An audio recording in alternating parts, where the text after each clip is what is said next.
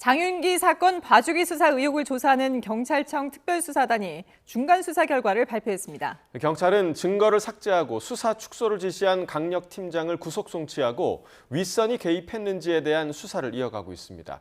취재기자 연결하겠습니다. 나연호 기자, 특별수사단이 장윤기 수사팀의 증거 은닉 그리고 사건 축소 정황을 확인했죠?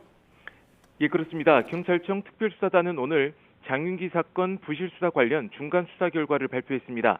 특별수사단은 지난 6일부터 장윤기 사건 강력팀장과 팀원 18명을 38차례 조사했습니다.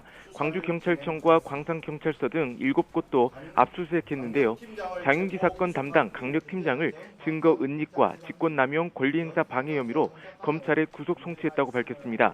강력팀장은 핵심 증거인 케이블 타이와 성인용 인형을 압수하지 않고 장윤기 아버지에게 아들 집 주소와 범행 차량을 전달한 혐의입니다.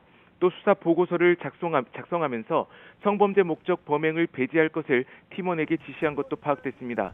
아울러 케이블 타이가 찍힌 영상의 삭제를 지시하고 차량 수색과 DNA 감정 결과서 등 감식 보고서를 검찰에 보내지 않은 혐의도 확인됐습니다.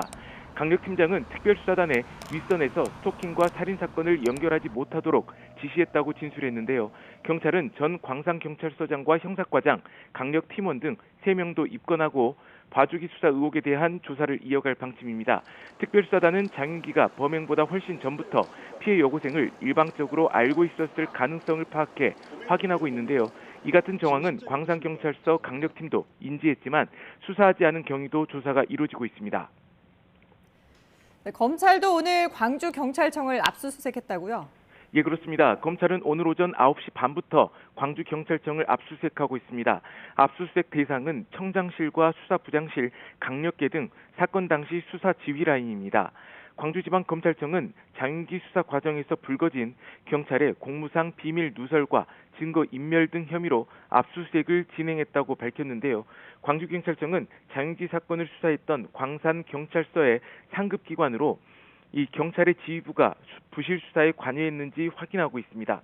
검찰은 앞서 지난 7일과 10일에도 광산경찰서 서장실과 강력팀 사무실 등을 압수수색했는데요. 이번 압수수색을 통해 당시 광주경찰청의 의사결정 전반을 파악하기 위한 이 자료를 확보할 계획입니다. 검찰은 당시 광산서장과 형사과장, 수사팀장 등 4명을 입건하고 장윤기 사건을 둘러싼 각종 의혹을 밝혀내기 위해 지휘부 전반에 대한 수사를 확대하고 있습니다. 지금까지 광주 전남 취재본부에서 YTN 나연호입니다.